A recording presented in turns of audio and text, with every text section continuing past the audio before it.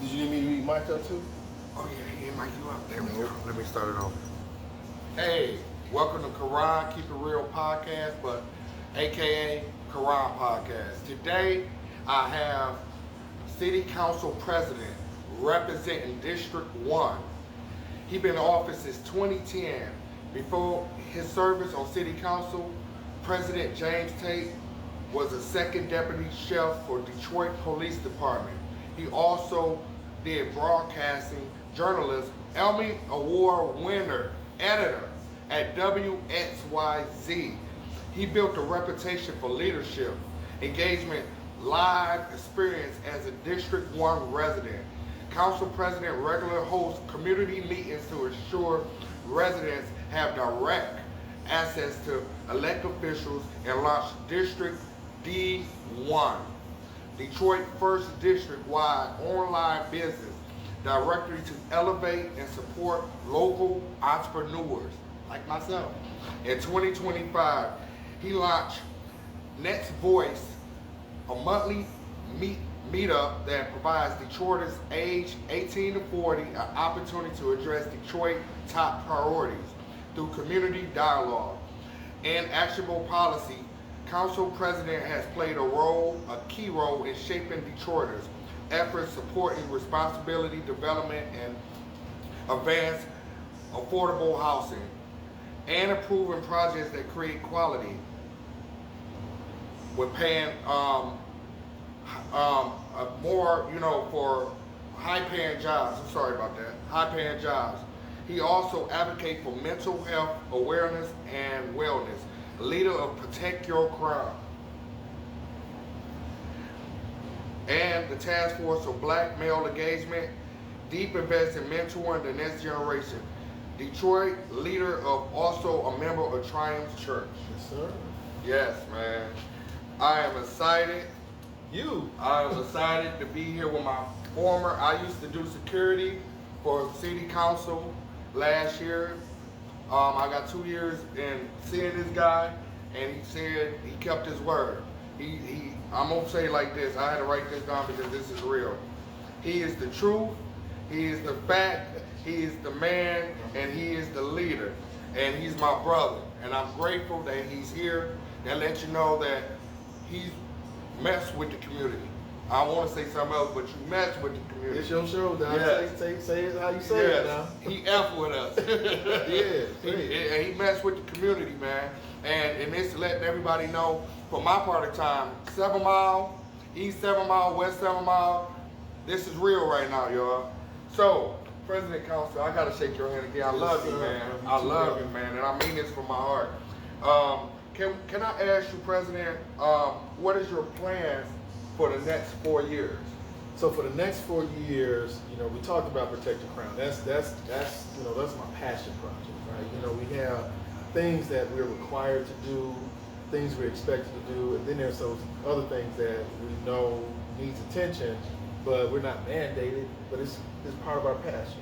And mental health awareness is so key, right? There's a lot of people going through stuff right now, and they don't know that they necessarily going through because it's now just normal for them. Yeah. Having all this turbulence and this trauma and this heaviness and this, just so-called weird feeling, it's just normal to them, so they just keep it going and don't get it addressed.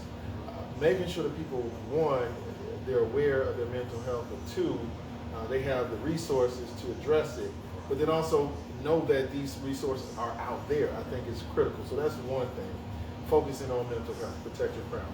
Yeah. Two, you mentioned it earlier, that long bio, I got to tell them to shrink that bio for a brother, but we want to increase the levels of affordable housing in the city. We got a lot of people, and everything right now is just going up. Yes, everything is going up, except people's salaries, right? That's right. That's the thing that's not going up at the same clip. So we've got to figure out how to make these the homes that people are either living in or seeking to live in affordable for them and their family. Absolutely. And then, I don't want to say lastly, but the other big item that I have, the third one is public transportation, mass transportation.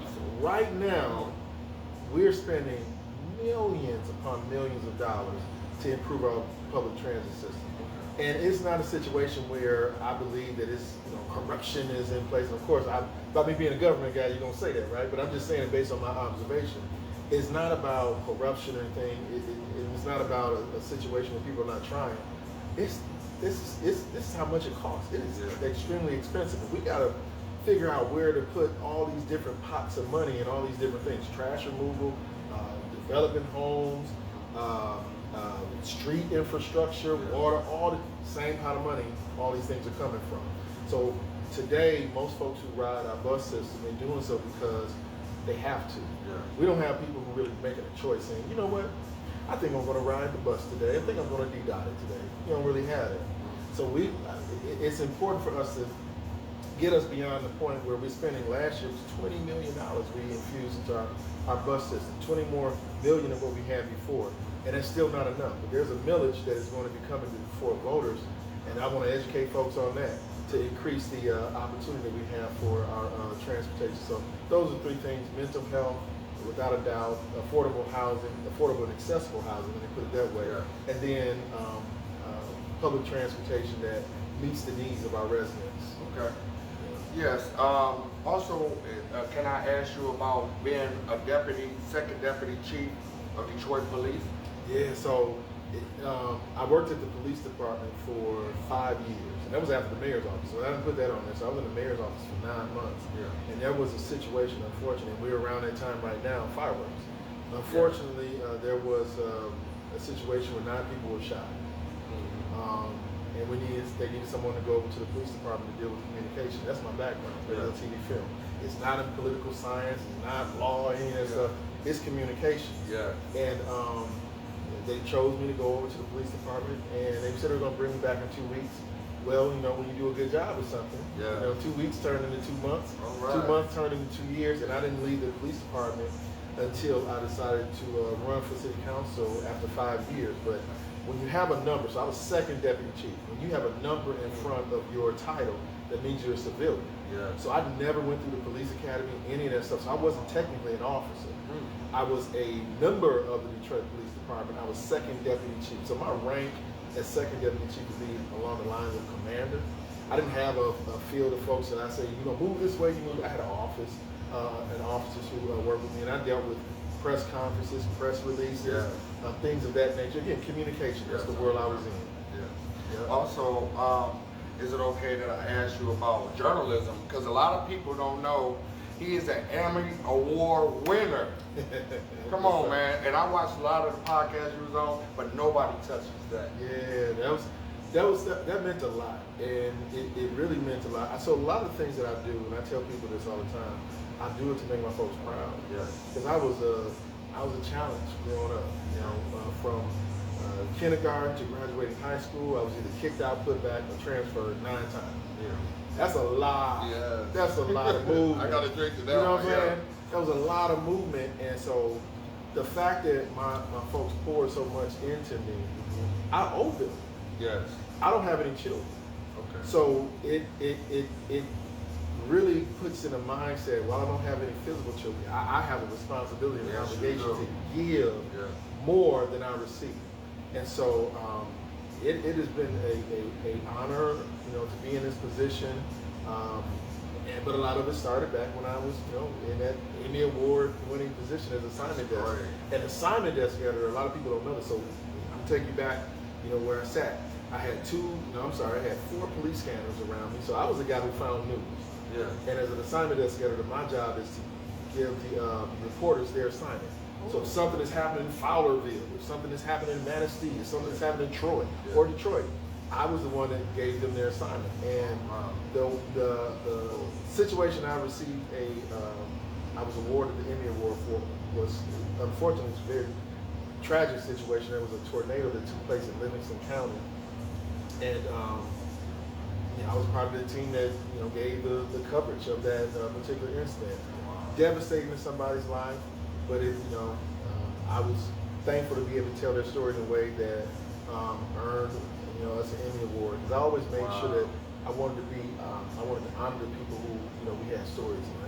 We had a lot of tragedies and things like that, but we can't get stuck on the tragedy. We have to also figure out how do we tell that story in the midst of that person going through that tragic situation. Right. I think we did, you know, the committee who did the honor the designation of the Emmy Awards. They thought we did a great job. Yes, I believe you did too. That's what I'm doing now. Learning journalism. Yeah. And I'm getting better at it. Yeah. Look who I have here. This sounding good so far? Yes, it is. I appreciate that. Yes, I also want to talk to you about the Discovery Detroit district-wide online business that you support and business. Like right now, I just became a business with my podcast. Oh, congratulations. Thank you. Yes, sir. Last month I got my LLC. So, any advice you could give me, or how do your classes work so I can be down with it? Yeah, so we had this directory of all the businesses that were located in the district that I represent. So we had, I mean, you talking about going knocking on door to door, taking pictures of. At that point, it was like almost 600 businesses. It was a lot of legwork. A lot of legwork. Yeah. So we put it together. It was a booklet, really thick, and it was cool. Then we transitioned to online. So we had a website. That was cool. The hard part about it is keeping it updated. When a business opened or a business closed, you got to keep going on. Yeah. And it just turned into way more work than we could do in the office. Because like I say, everything I do, I want to do with the best, you know, of my ability, with the level of perfection. That's right. And so we sunset the actual district directory. But in terms of the support from for small business owners, independent business owners, you know, I want to be that connector to make sure that whatever situation you have going on inside of your space, as it relates to city inspections, taxes, any of those things, that I make sure that we're as fair as we can be, right? Yeah. That doesn't mean that it's going to relieve all the issues you have, but we want to make sure that it's a level playing field, and we're not just doing for our friends and family, but we're doing for everybody, and being as open, transparent, and as accessible as possible. So what I would say is, as a small business owner, make sure that you network. That is critical. But then the most important thing, always continue to strive to get better. Some people, they get to a level of success, and then they get stuck there because, you know, they pat themselves on the back, other people pat themselves on the back, and they like, cool, I made it. No, somebody else, while you patting yourself on the back, they working hard. Yes, they working hard. They working hard. The next thing you know, they done passed you, and you lost. You lost because you smelling the tail fumes. That's it. So yeah, I would say network, but continue to work on your craft. Whether that's, you know, through schooling, whether that's through just, you know, I've learned some things on YouTube just sitting there and watching. You know, I got this young man in my district. He learned German through watching YouTube, tutorial videos. So it's all this information out there. We call it YouTube University, right? You're watching it, but I would say constantly improve your craft and network, and figure out how you can bring in new resources to help improve where you are. But you got one right here. I got your back. Thank you, and I thank you for that.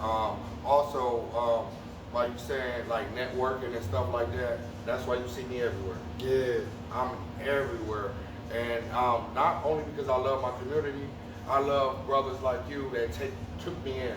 No matter where I'm at, you say, come on, and also get emails from your office and say, hey, we have an event, come on down. Yeah, we want you to come down. Yes. That's the thing I always tell people. You know, a lot of times, folks, and so here's the other piece. I appreciate you giving me a chance. Yeah. Because some people would just look at me as a politician and keep it moving, right? Even if they don't mess with politics, or because they don't mess with politics, they go, oh, he's one of them, and keep it moving. And they miss the opportunity for us to connect, work together, me possibly helping to solve an issue you have, and me also learning about some of those issues, right? That's that relationship. So I appreciate that. I host 3 community meetings every month in my district. That's a lot of engagement. And I've been doing that for 14 years. 3 meetings a month. So, and these are not mandated. This is because I choose to, because I want to learn from my community. I want to, you know, if I hear something that's happening downtown in City Hall, I want to bring it to my community and go, hey y'all, how y'all feel about this? And they go, yeah, we like it. No, we don't like it. Yeah, we're not sure yet. All those things apply because I want them to know. Look, I'm sorry. Here go, That's what's up. Yeah, we at the Anchor Bar, y'all. Here go our shrimp tacos. Anchor Bar, baby. Yes. Let y'all check it out. We got the shrimp tacos. Here you go, man. Yes, sir. Get you together. Yes, nice and hot. Yes, sir. Like I said, not only that, sorry for cutting you off. Someone told me yesterday, someone that worked with you downtown, Miss Ida, and she worked for, I think, District 3 or something like that. Don't get me wrong, Miss Ida, I love you. She was telling me, she said, what do you think, what's that saying that's saying, practice make what? And I said, I heard they say practice make perfect. She said, no, practice make better. Yes. Because you'll never be perfect. Yes. You will never be at the point where you're going to be perfect. Yes. And I'll even tell you this, trying to be perfect will drive you crazy. Yes. That is a part of why I started Protect Your Crown. Yeah. Because I have the sense that yes, that's what I'm talking about next. Yes. I gotta be perfect. Anxiety just sets in because you recognize that no matter what you do, it's not good enough. In this world that I live in, as an elected official, I can work 24 hours a day and still won't solve all the issues. Right. Because some of it is what we can do, some of it is what community members can do. That's right. So there's a collaboration that has to happen, and that's where the level of anxiety comes from when you try to do it all yourself. Yeah. And then when you have unhealed things in your past that you allow to just continue to stack up, it builds to a point where you're like, man, am I good enough? Am I smart enough? And here I am as a city council member saying the same thing, sitting at the table with folks who, I'm like, dang, they smart. I wish I could, capture that thing. Like, nope, I got to read it four or five more times to get where they are. That's right. Sometimes you think, man, I wish I could speak like they could and I can articulate. Because, you got some people, man, they got the gift of gab. Yes, they don't need, right from the dome, right? Yes. They just give it, and people just like, I don't have that. Yeah. But I be in those spaces with these folks, and I'm like, dang, man, I wish I could. But then I've got to start, I've now turned that corner. That was me before. I've turned the corner and go, you know what? I might not be able to do that, and that, but I'm damn good at this, and that. Yeah. And this is something that I bring to the table that person should be striving to also do as well. So it's a balance. Yes, trying to figure out how to remove that sense of being perfect away. But when you're in the public eye, you be judged all the time. All the time. So that level of anxiety, I don't think will ever go away. I just need to learn how to manage it. I read this greetings card. It said that life, the key to life is not wishing that it stopped raining, but it's learning how to dance in the rain. Oh, you feel me? I love it. So it's not gonna stop raining. It's always gonna be problems. It's always gonna be challenges. The thing we've got to learn is how do we navigate through it all, and do so with a level of joy. Yeah. Even if that joy is not at that moment, but you come out with that level of joy. And I'm still working on it. And I say that honestly and transparently. But I don't take for granted those days where I do feel good and things are going great, because I know tomorrow can be this feeling of being inadequate. Yeah. But I don't stay there. Wow, man. Protect your crown. Yes, protect your crown. And I was there with you a couple weeks ago with the kids, and I said to myself, one day I want to do this and invite you. Yeah. Network with you. I'm learning everything. I'm learning from the best. Yes, sir. Thank you. I'm learning from the best, and I stand up and tell anybody, you are a good man, man. Thank you. This ain't no relationship that just formed. I knew you for a minute. Yeah. I know that's on purpose. That's right. All this I'll make sure I stay around good men like you in my life. Triumph Church. Also, I also go to Lovejoy, Lake Ridge Church also. Yeah. So I'm always in the community and like to help people. I'm also a drug counselor for mental health. Okay. And I try to, encourage people like you can do this too. I was in the streets, long story, and I changed my life around. And it's because guys like you, by hearing y'all stories. But here's the other thing, right? So that's why it's so important for me to make sure that when we do the school welcomes and the clap-ins at the schools, that I don't just have police officers, firefighters, people with ties on and suits and all that. I got folks general from the community. Yes, you do. But I got all those mixtures, yeah. right? You know what I mean? Because that's who we are as a community. So while I might be able to speak to somebody you might not be able to, you can speak to somebody that might not give me the time of day. So as a brotherhood, we've got to do more of that and rely on our strength as opposed to always trying to find and focus on what we consider our weakness. That's right. Last but not least, your spiritual journey. Yeah. What do life mean to you and also your job? Wow. Life in general, let me just say I'm so thankful for what I've been provided in this life. It is absolutely amazing. I would never thought that I would be in this position all these years later. Never thought that whatsoever. Like I said, told you about my grade school growing up. To be in a situation now to have an Emmy award, to be in a situation now being the only city council member that's elected at large in district, to be in this position for 17 years, to be the council president, to have a building with my name on it now. Great resume. It is amazing. So I'm so thankful to be in this situation because I know that there are people who are smarter than me.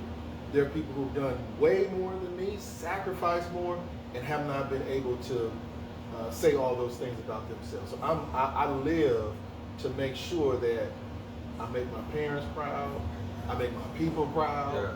I make Detroit proud, yes. And you know there's nothing better than having that feeling of fulfillment of the people around you, your circle. Absolutely. Again, not gonna make everybody happy, but to me it's important to make sure that I separate myself from disappointment and just disagreement. You can disagree with, but I don't want you disappointed. Because when you're disappointed, that means I've done something that shattered that trust that I had. Yes. We can disagree all day long, but disappointed. And if you're disappointed, you know, I'm going to dig into it. Sometimes it's justified, sometimes it's not. Absolutely. But I you know, none of this stuff, none of the criticism that come our way, do I just throw it, you know, out of the window. I want to hear it. I want to understand it. I talked with a gentleman earlier about being empathetic. Yes. You got to have empathy for somebody because when you don't have empathy for others, then you just are so callous and you just have this idea that the world is yours. You know, I know that's a statement that goes on a meme and on a t-shirt, but the world is ours. And the only way that we can succeed is if we have somebody that we work with. It's like a chain. You know, we're only as strong as our weakest link. And so when we are in a situation where we allow the chains or the links to be weakened, we don't grow and we don't become as strong as we can. We don't reach the potential that we have the ability to do. Absolutely.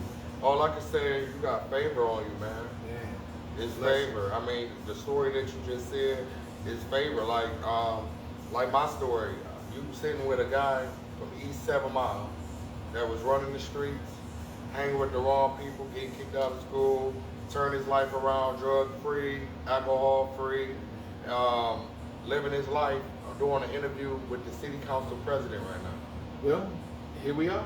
Right? And that's how God used you. Same way. And I asked God, I said, use me for doing something good, God. Let people see the good in me. You seen the bad, or they can say, like you said, I can't make everybody happy, but I can show them the way I move now. That's right. You can trust me all you want to. Just watch the way I move now. But can I ask you a question? Yes. Are you, let's go back 10 years ago. Would you believe that you would be the person that you are today? And doing the things that you're doing today? Or maybe I should go back a little further. I knew I had a gift and a calling, but I prayed on this. I said, God, I was laying in the bed and I asked God, I said, can you use me? I always been in church. I always know the word. I read the Bible 3 or 4 times and still read it and still learn something new every day. I'm known with pastors all around Detroit. My grandfather, Reverend Bishop Shackelford, he's a preacher here, been doing it for over 50 years. So it's in my DNA. All my uncles and is musicians. It's in my blood. On my mama's side, we have doctors and successful people, but I'm the first person that's got my own business now in my family. So I never thought that God would put people like you in my life and I'm grateful. You know, for someone to show other people, if you just do the right thing, how God will show other people that just keep doing the right thing. Even though you think it's not cool to do the right thing, do what God can do. He can do everything but fail. That's right. That's right. He pours into us. Yes, he do. So, last but not least, let me just say thank you for being my leader. Thank you for being staying in the business as long as you did and staying committed. Thank you for being a brother. Thank you for being a friend. And thank you for showing up for me, man. I love you. And I don't say I love you and don't mean it. I love you, man. And this is Karaki. Oh, you want to let anybody know your platform before it's over? Yeah, so I'll just say I'm on all of them. Yes, you are. Tate, TikTok, all that. So find me. For those who do snail mail or use old school, 313-224-1027. Don't forget that, y'all. That personal connection matters. Yeah. Pick up a phone and call somebody, because social media only goes so far. But having that connection is important. And the last thing, I gotta say this, right? When there are community meetings, I know it may seem like it's just stale. You're a fish out of water sometimes. Yeah. But we'll host these meetings, and we don't have no young folks who show up. It's all gray hairs who show up, the same people who will show up, and it'll be packed. 100, 200 people.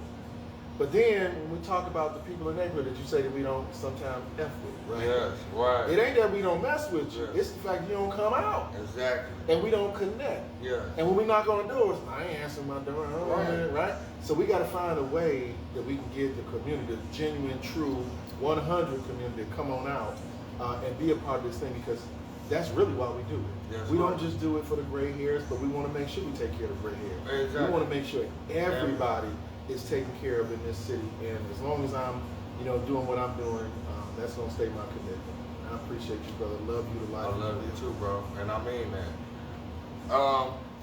Thank you for joining me on Quran Keep It Real, which is Quran podcast now because it's legal. I love you guys for tuning in, and one quote I want to leave y'all with: God can do anything but fail. I love you guys. Stay tuned for the next episode. Peace.